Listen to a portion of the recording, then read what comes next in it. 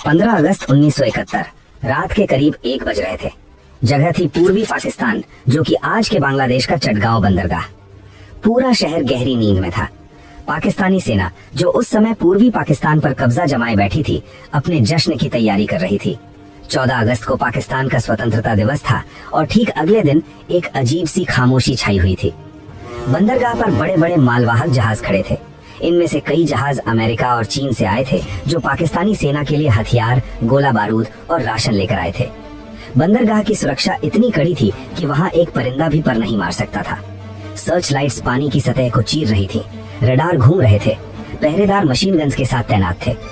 तभी एक के बाद एक लगातार धमाके। पानी की सतह अचानक ऊपर उठने लगी। जो जहाज लोहे के बने थे, जिन्हें डुबाना नामुमकिन माना जाता था, वो ताश के पत्तों की तरह बिखरने लगे। MV अल अब्बास जैसा विशाल जहाज, जिसमें हजारों टन विस्फोटक भरा था, बीच से टूट गया। पाकिस्तानी सेना में हड़कंप मच गया। सायरन बजने लगे। हवाई हमला की चिल्लाने की आवाजें आने लगी। एंटी एयरक्राफ्ट गन्स ने आसमान की तरफ आग उगलना शुरू कर दिया। उन्हें लगा कि शायद भारतीय वायुसेना ने रात के अंधेरे में हमला कर दिया है, लेकिन आसमान खाली था। न कोई फाइटर जेट, न कोई बॉम्बर प्लेन। फिर उन्हें लगा कि शायद भारतीय पनडुब्बियों ने पानी के नीचे से टॉर्पीडो दागे हैं। सोनार चेक किया गया, लेकिन पानी के नीचे भी कोई पनडुब्बी नहीं थी। न आसमान में दुश्मन, न पानी के नीचे कोई मशीन। फिर ये जहाज डूब कैसे रहे थे? वो कौन था जो पाकिस्तान की नाक के नीचे उनकी सबसे सुरक्षित जगह पर तबाही मचाकर बिना एक भी गोली चलाए गायब हो गया? ये कहानी किसी फैंटम या भूत की नहीं है।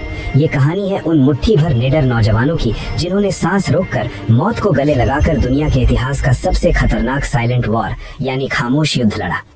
नमस्कार दोस्तों, आज हम पानी की गहराइयों में छिपे उस राज से पर्दा उठाएंगे जिसे ऑपरेशन जैकपॉट के नाम से जाना जाता है। एक ऐसा मिशन जिसने 1971 की जंग का रुख ही मोड़ दिया।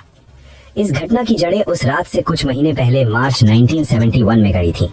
पाकिस्तान 2 हिस्सों में बटा हुआ था, पश्चिमी पाकिस्तान और पूर्वी पाकिस्तान। हुकूमत पश्चिम की थी, लेकिन संसाधन और जनता पूर्व की। जब पूर्वी पाकिस्तान ने अपनी आवाज उठाई, तो जवाब में उन्हें मिला ऑपरेशन सर्च लाइट। ये एक नरसंहार था। पाकिस्तानी सेना ने अपने ही लोगों पर गोलियां चलानी शुरू कर दी। ढाका यूनिवर्सिटी से लेकर गांवों तक लाशों के ढेर लग गए। जान बचाने के लिए लाखों शरणार्थी भारत की तरफ भागने लगे। भारत की प्रधानमंत्री इंदिरा गांधी और सेना प्रमुख जनरल सैम मैनेकशॉ के सामने एक बड़ी चुनौती थी। भारत सीधे तौर पर युद्ध नहीं छेड़ सकता था, क्योंकि अंतर्राष्ट्रीय दबाव बहुत ज्यादा था, लेकिन हाथ पर हाथ धरे बैठना भी मुमकिन नहीं था। शरणार्थियों का बोझ भारत की अर्थव्यवस्था को तोड़ रहा था।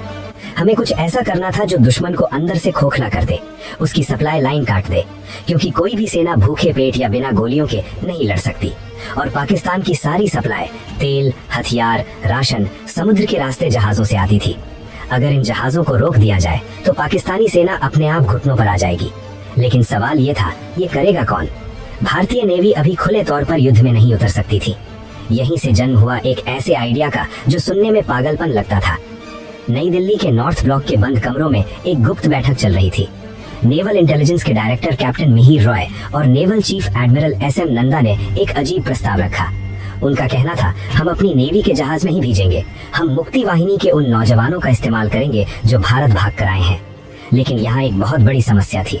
ये नौजवान कोई सैनिक नहीं थे। ये छात्र थे, किसान थे, मछुआरे थे।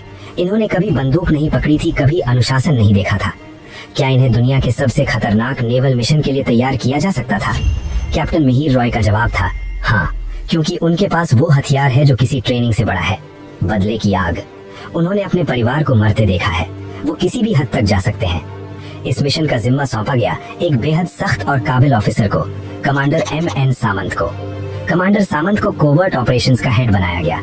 उन्हें कहा गया, इन लड़कों को ऐसी ट्रेनिंग दो कि ये पानी के अंदर भी सांस ले सकें और दुश्मन के जहाज को बिना भनक लगे उड़ा सकें। दोस्तों, किसी भी सेना के लिए सबसे बड़ी ताकत उसके अफसर होते हैं। मुक्ति वाहिनी के पास जोश था, लेकिन अनुभव नहीं। उन्हें लीड करने के लिए किसी एक्सपर्ट की जरूरत थी, और ये एक्सपर्ट्स मिले एक बहुत ही फिल्मी और रोमांचक तरीके से। मार्च 1971 में फ्रांस के टूलोन शहर में एक पाकिस्तानी पनडुब्बी PNS मैंग्रो खड़ी थी। इस पनडुब्बी के क्रू में कुछ बंगाली अफसर भी थे। जब उन्होंने रेडियो पर सुना कि उनके देश यानी पूर्वी पाकिस्तान में उनकी माँ बहनों के साथ क्या हो रहा है, तो उनका खून खौल उठा। इनमें एक नाम था अब्दुल वाहिद चौधरी और उनके 7 साथियों ने एक बहुत बड़ा फैसला लिया। उन्होंने पाकिस्तानी नेवी से बगावत करने की ठान ली। सोचिए, विदेश की धरती पर जहां पाकिस्तानी खुफिया एजेंसी आईएसआई की नजर उन पर थी, वहां से भागना मौत के मुंह से निकलने जैसा था। ये 8 जाबाज, जिन्हें बाद में इतिहास ने दी 8 सबमरीनर्स कहा, अपनी जान हथेली पर रखकर वहां से भागे। वो स्पेन पहुंचे, फिर वहां से भारतीय दूतावास की मदद से भारत आए। इन 8 लोगों का भारत आना ऑपरेशन जैकपॉट के लिए गेम चेंजर साबित हुआ। अब हमारे पास ऐसे ट्रेनर थे जो पाकिस्तानी नेवी की नस नस से वाकिफ थे। मई 1971, पश्चिम बंगाल का मुर्शिदाबाद जिला, भागीरथी नदी का किनारा। यहाँ एक गुप्त ट्रेनिंग कैंप बनाया गया। इस कैंप का नाम रखा गया कैंप प्लासी। इतिहास का पहिया देखिए दोस्तों, 1757 में इसी जगह प्लासी की लड़ाई में नवाब सिराजुद्दौला को धोखे से हराया गया था और भारत ने अपनी आजादी खोई की। और अब 200 साल बाद ठीक उसी जगह पर एक और आजादी की लड़ाई की तैयारी हो रही थी, लेकिन इस बार हम किसी को गुलाम बनाने के लिए नहीं, बल्कि किसी को आजाद कराने के लिए लड़ रहे थे। कैंप प्लासी में करीब 400-500 बंगाली नौजवानों को चुना गया। शर्तें बहुत सख्त थीं। तैरना आना चाहिए, सीने में दम होना चाहिए और वापस न लौटने का डर नहीं होना चाहिए। कमांडर सामंत और उनके साथियों ने इन लड़कों की ट्रेनिंग शुरू की। ये कोई आम ट्रेनिंग नहीं थी। इन लड़कों को सिखाया गया कि पानी के अंदर घंटों कैसे रहना है, बिना ऑक्सीजन सिलेंडर के सिर्फ एक पाइप के सहारे कैसे तैरना है, पानी का बहाव, ज्वार भाटा और अंधेरे में दिशा कैसे पहचाननी है। लेकिन सबसे महत्वपूर्ण चीज जो उन्हें सिखाई गई वो थी उनका हथियार, लिम्पिट माइन। लिम्पिट माइन देखने में ये एक छोटे कछुए या उल्टी कढ़ाई जैसी होती है। इसके अंदर शक्तिशाली विस्फोटक भरा होता है और इसके नीचे लगे होते हैं बहुत ही ताकतवर चुंबक। कमांडोज को सिखाया गया कि उन्हें तैरते हुए दुश्मन के जहाज के नीचे जाना है, पानी के अंदर ही जहाज के पेंदे यानी लोहे की सतह पर इस माइन को चिपकाना है। ये चुंबक इतना तेज होता था कि एक बार चिपक गया तो उसे हाथ से निकालना नामुमकिन था। लेकिन खतरा इसमें नहीं था, खतरा था इसकी टाइमिंग में। माइन लगाने के बाद कमांडो को वहां एक सेफ्टी पिन खींचनी होती थी। पिन खींचते ही एक केमिकल रिएक्शन शुरू हो जाता था जो डेटोनेटर को एक्टिवेट करता था। लेकिन ये रिएक्शन पानी के तापमान पर निर्भर करता था। कभी कभी ये 30 मिनट में फट सकता था, कभी 2 घंटे में। सोचिए, आप पानी के नीचे हैं, आपके हाथ में एक बम है, आप उसे जहाज पर चिपका रहे हैं और आपको पता है कि अगर थोड़ी सी भी गलती हुई या टाइमर जल्दी चल गया तो आपके शरीर के चीथड़े उड़ जाएंगे और पानी का रंग लाल हो जाएगा। ये सुसाइड मिशन से कम नहीं था। अगस्त का महीना आ गया। मानसून अपने पूरे जोर पर था, नदियां उफान पर थीं। ट्रेनिंग पूरी हो चुकी थी, अब इम्तिहान की घड़ी थी। इन 400 कमांडोज को छोटे छोटे ग्रुप्स में बांटा गया और बॉर्डर पार करवाकर पूर्वी पाकिस्तान के अलग अलग ठिकानों पर भेज दिया गया। उनके निशाने 4 प्रमुख बंदरगाह थे। चटगांव बंदरगाह सबसे बड़ा और अहम, मोंगला, चांदपुर और नारायणगंज। ये कमांडोज अपने टारगेट के पास पहुंचकर छिप गए। वो लोकल मछुआरों के भेष में थे। दिन में वो झाड़ियों में टूटी नावों में छिपे रहते और रात को रेकी करते। उन्हें इंतजार था एक सिग्नल का। ये सिग्नल उन्हें कैसे मिलता? मोबाइल फोन थे नहीं, वॉकी टॉकी पकड़े जाने का डर था। तो भारतीय नेवी ने संचार का एक अनोखा तरीका निकाला, ऑल इंडिया रेडियो। तय ये हुआ कि आकाशवाणी के कोलकाता स्टेशन से एक खास गाना बजाया जाएगा। ये गाना पूरी दुनिया के लिए सिर्फ मनोरंजन था, लेकिन उन छिपे हुए कमांडोज के लिए ये मौत का फरमान था। 13 अगस्त 1971 सुबह के समय रेडियो पर एक गाना बजा। ये मशहूर गायक पंकज मलिक का गाना था। गाने के बोल थे, आमार पुतुल आज के प्रथम जाबे ससुर बाड़ी, मतलब मेरी गुड़िया आज पहली बार अपने ससुराल जाएगी। आम आदमी के लिए ये एक मासूम गाना था, लेकिन कमांडोज के लिए इसका मतलब था स्टैंड बाय, 24 घंटे के अंदर हमला करना है, तैयार हो जाओ। कमांडोज ने अपनी माइंस चेक की, अपने फिन्स और चाकू तैयार किए, आखिरी बार अपने साथियों को गले लगाया। अगले दिन 14 अगस्त पाकिस्तान अपना स्वतंत्रता दिवस मना रहा था। ठीक उसी समय रेडियो पर दूसरा गाना बजा, आमी तोमाए जो तो सुनिए छिलेम गान, मतलब मैंने तुम्हें जितने भी गीत सुनाए। इसका मतलब था अटैक, आज रात ही हमला करना है। ये 14 और 15 अगस्त की दरमियानी रात थी। नियति का खेल देखिए, जिस दिन भारत 1947 में आजाद हुआ था, उसी तारीख को 1971 में बांग्लादेश की आजादी की नींव रखी जा रही थी। रात घनी थी, आसमान में बादल छाए हुए थे, जिससे चांद की रोशनी भी गायब थी। चटगांव बंदरगाह पर पानी एकदम काला और शांत था। कमांडो लीडर AW चौधरी ने अपनी घड़ी देखी, आधी रात हो चुकी थी। उन्होंने और उनके साथियों ने अपने शरीर पर तेल और ग्रीस लगाया। क्यों? ताकि पानी की ठंड से बच सकें और अगर कोई पकड़ने की कोशिश करे तो हाथ से फिसल जाए। उन्होंने अपने पैरों में रबर के फिन्स पहने, कमर पर गमछा बांधा जिसमें खंजर और सूखा खाना था, और सीने से बांधी वो मौत की मशीन लिम्पेट माइन। पानी में उतरते ही एक अजीब सा सन्नाटा छा गया।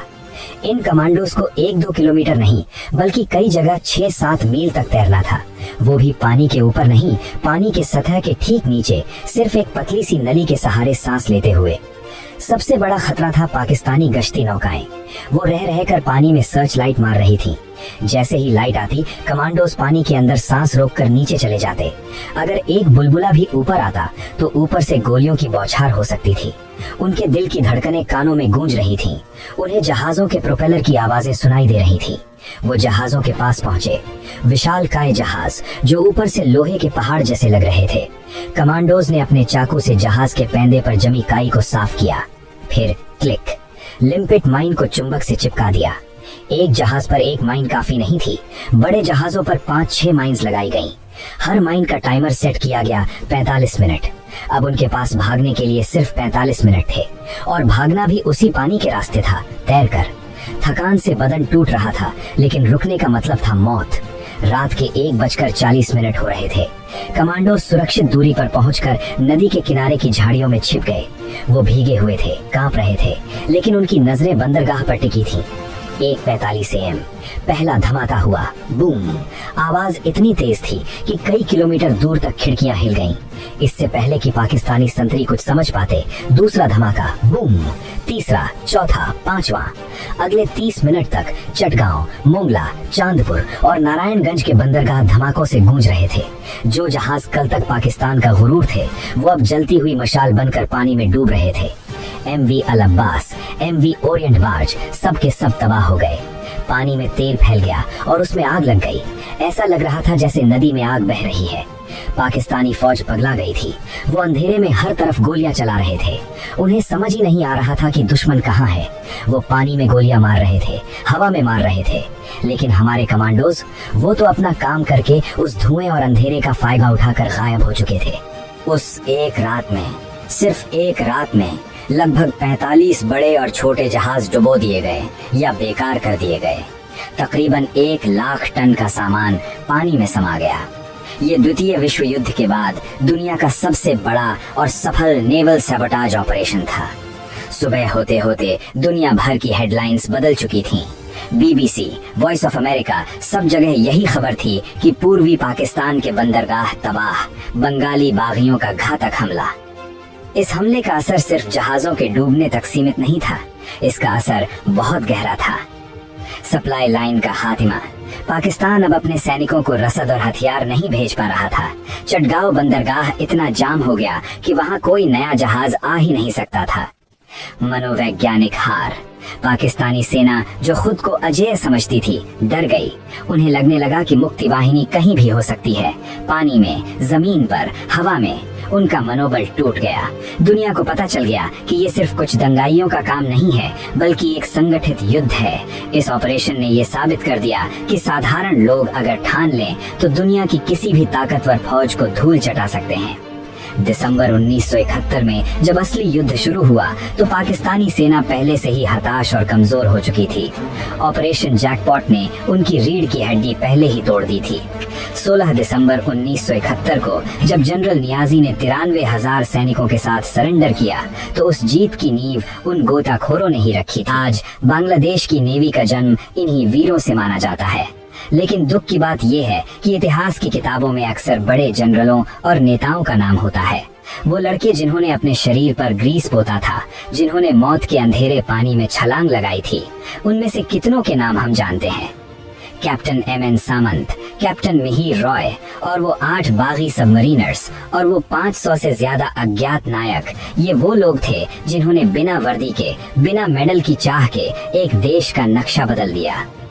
इसे कहते हैं द साइलेंट वॉर, एक ऐसी जंग जहां शोर सिर्फ धमाकों का था लेकिन वीरता खामोश थी। आपको क्या लगता है दोस्तों, क्या इतिहास में ऐसे और भी साइलेंट ऑपरेशंस हैं जिनके बारे में हमें नहीं पता?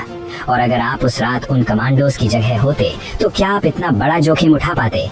अपने जवाब और राय नीचे कमेंट्स में जरूर लिखें।